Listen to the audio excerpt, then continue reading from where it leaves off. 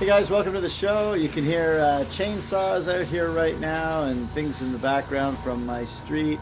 We had a pretty big ice storm overnight and things are covered in ice, so I thought it might be a good day to head into the cabin and do the 2025 vinyl tag.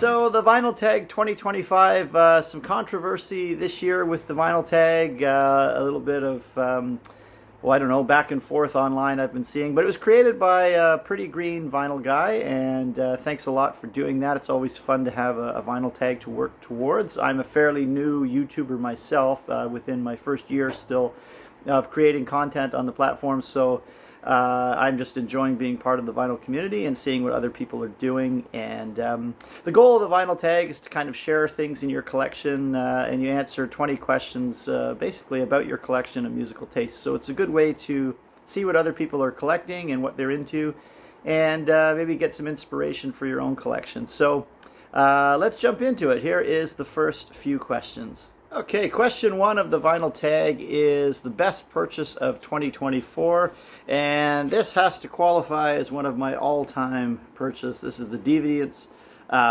This is a really rare psych record, and I picked this up at a thrift store. This never happens to me. I have to say, in all my years of record collecting, I've never had a score like this. And it's a great psych record. It's a really rare pressing. I live in Canada. I don't know how many Canadian pressings are out there, but definitely not many. And I got this for just under $3, and was very, very pleased at that. And it's probably the biggest score I've ever had as a record collector. So that one is probably, I would say, my best purchase of 2024. So that is the Deviants. And that's on the original London Records label. Sorry, it's upside down with that. My favorite album from 1974, that would be the debut from Bad Company. And this might be a bit of oh-hum now. You know, it's a little bit, you're probably looking for something more interesting. But this is a really good record. And to me, the first two Bad Company records are just so excellent. You know, by the third, you could start to see it was a bit of a formula, what they were doing. But right out of the gate, this is a really strong record, start to finish, and of the albums that came out in 1974, this has to be my favorite.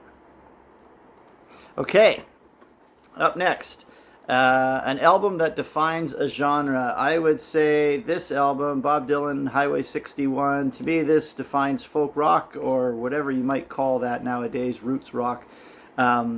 To take the idea and style of folk music and put electric guitars to it and add blues and create this new style of rock and roll, I think bringing it all back home, the album that came out right before this, probably is the template for it, and this is the one where he kind of masters it and gets it perfect. And with Like a Rolling Stone and other songs like that, this to me defines the genre of folk rock. And then because of this album, we see bands like the Byrds, the Mamas and the Papas, tons of these folk rock groups of the mid-60s that came out afterwards. But certainly this was the record that started all of that.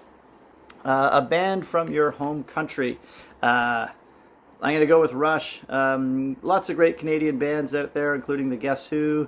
I'm a big Tea Party fan, but I don't think anybody can touch Rush and their skill level and the success that they've had internationally. So I'm going to go with Rush, and just a great progressive rock band. Great instruments and playing on all their albums. It's really good, and I think their last couple of albums were some of their best. So there you go. That's Rush.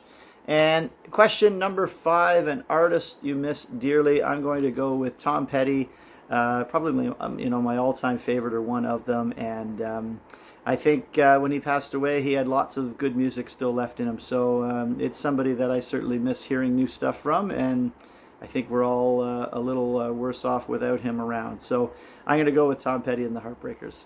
Okay, question 6 is the best live album in your collection, and this is such a hard question. Certainly runner-up would be Humble Pie live at the Fillmore. There's all kinds of great live albums, but I seem to really enjoy listening to this Springsteen 5 LP live 75 to 85 box set. I think Bruce live is the only way to hear Bruce. I think his records pale in comparison to what his live performances are. And if you've ever had the chance to see Springsteen live, that's what I would do to get into him first. I am very aware that there is kind of a black and white. You either like Bruce or you don't. But if you see Bruce, I think that's when you'll start to get it. You'll start to understand what they're all about. So that's a great box set. I think it represents his live career really well, and that's my favorite one. Your partner just dumped you. What album are you putting on? I don't really know about this, but Steve Earle, Transcendental Blues. There's something about this record that kind of has a melancholy vibe all the way through it, and I just love it. For some reason, I really connect with this record, and I like it start to finish, every song on it. And I could listen to it over and over and over again. So this is one of my probably all-time favorite records. But Steve Earle, that would be the one. Question 8.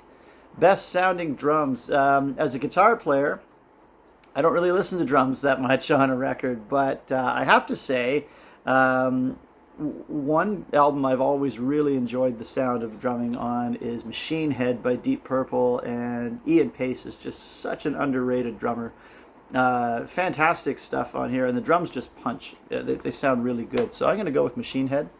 You can't go wrong with that one, I don't think. Favorite artist who is a member of 2 or more bands, and there's so many of them. I don't know, like Tom Petty's definitely one. Ronnie Wood is definitely one. There's just so many players, guitar players that I like that are in multiple bands. But I guess I'm going to go with Jimmy Page. Being The Firm and Led Zeppelin and Coverdale Page and whatever other projects he had going on in the 80s and early 90s. This is the Robert Ludwig Hot Mix on Zeppelin 2.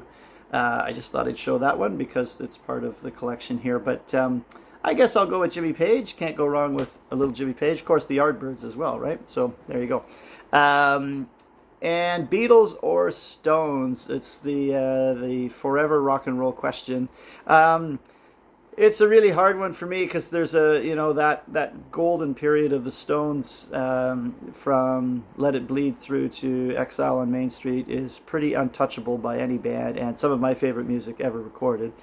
But I guess on a whole, I'm going to go Beatles because I think they just did so much that we kind of take for granted now that they created. And so let's go Beatles. This is the famous Butcher cover. This is a third state peeled copy. But we'll go with the Beatles for today. Hey guys, thanks for watching. If you're a big fan of rock and roll and you like records, guitars, and stories about rock and roll, be sure to give us a like and subscribe and ring that bell. It helps us to grow the channel and keep more stuff coming. Thanks a lot. Okay, question 11. You found a big bag of weed. What are you going to listen to? Well, I don't really smoke weed, so I don't know, but maybe Grateful Dead, Anthem of the Sun would be a good choice. Lots of trippy sounds on here, but to be honest, it's not going to be big on my things to do. I own a lot of psych stuff, though, so I'm not sure what it would be, but definitely something psychedelic, I guess. But I'd probably have a lot of trouble putting the turntable on. An 80s album you still listen to today. Let's go with AC/DC, Back in Black. Just a classic and one of their better efforts for sure. I would listen to that still today and do. An artist whose political views have soured you. So I'm going to go with Van Morrison. Although I met Van Morrison a few years ago, and I don't need his political views to be soured on Van Morrison. He was not a nice guy. But some of his comments during the pandemic I thought were just right left field. I just couldn't understand some of that. So certainly that did not kind of make me think any better of him. Let's say that. So let's go with Van Morrison. And a favorite record label. I really like the Vertigo record label. I love the Swirl label. They've got really interesting artists. Warhorse on this album is one. The Vertigo label was a subsidiary of Philips, and it came out 69 through I think 73. and then it continued on, but the Swirl label did not. So that first sort of 3 or 4 years of the Vertigo label I like to collect.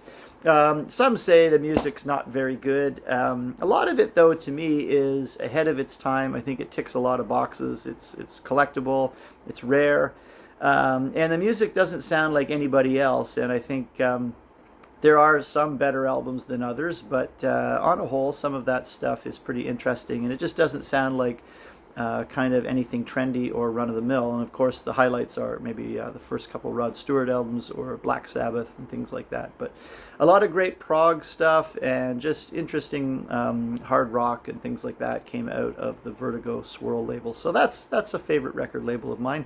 But certainly Chess Records and Sun Records would be up there as well. I like a lot that's come out on Atlantic, but let's go with Vertigo for now. And the next question is a run of 3 great singles, and I'm not sure I totally understand this question, but maybe it had to be like 3 in a row, or I don't know. So to play it safe, I'm going to pick 3 singles off of the same album, and I'll go back to the question of the Beatles and Stones. I certainly love a lot of Stones stuff, so let's give the Stones some love for this one, and I'll go to the Some Girls album and go with Miss You, and this one is Beast of Burden, and Shattered. Great album, Some Girls, and those are 3 in a row from the Stones. Okay, here's the last little run of questions on this year's Vinyl Tag. I hope you've enjoyed some of my selections so far. This is a Record Store Day title you actually listened to, and I actually listened to this. This is, I don't remember what year this was released, but there's 3,000 of these printed on pink vinyl. It's the Black Crowes Lions, and I actually listened to that one. I don't participate in Record Store Day very often. It's pretty rare that I actually bother with that, but that is one I did buy at a Record Store Day. I remember that. If you were to be reincarnated as any artist, who would it be? I think just for a few minutes I'd like to be Joe Perry, because I'd like to see what it's sort of like to be that cool for a few minutes. Joe Perry, I just think is, if you looked up rock star in the dictionary, there'd be Joe Perry right there, I think, with his picture. He's a pretty cool guy. Best 3 lines in any song. That's a really hard question. I don't know. I mean, I'd have to think of lyrics on the spot like that. But I went with a rather like obscure song by a well-known artist. So I hope that works. This is off of Sgt. Pepper, and the song Within You, Without You, which is a George Harrison song. And the lyrics are, when you've seen beyond yourself, and then you may find peace of mind is waiting there. And the time will come when you will see we're all one, and life flows on within you and without you. That's pretty deep, Sgt. Pepper.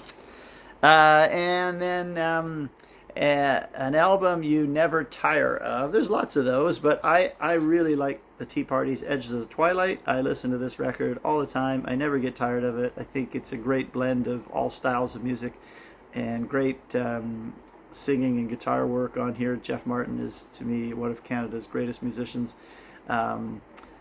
Fantastic record, and that would be the one that I would pick that I kind of never tire of, although there's hundreds that I never tire of. So that's the one today. And that, you know, when you do lists like this, it's kind of what your mood is at the time and what you're thinking of at the time. So that's kind of what it is. The last question is your favorite vinyl community channel.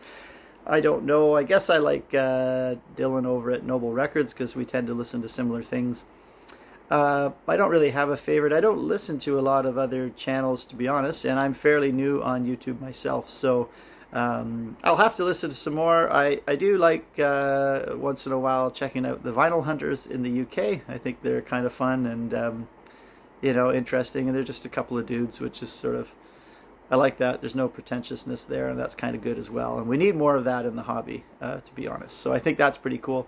But my channel's just kind of getting off the ground. I'm in the first year of making videos, and I sort of tweak things as I went along, and I'm much more music central now than I was when I started. I was kind of doing anything collectible, but now I'm sort of focused more on guitars, records, and rock and roll memorabilia and rock and roll history and that sort of thing. So if you like that type of thing, please like and subscribe, and thanks for checking out my edition of the Vinyl Tag for 2025, and I hope you enjoyed some of those selections. Stay tuned for another episode coming up next week, and keep on collecting.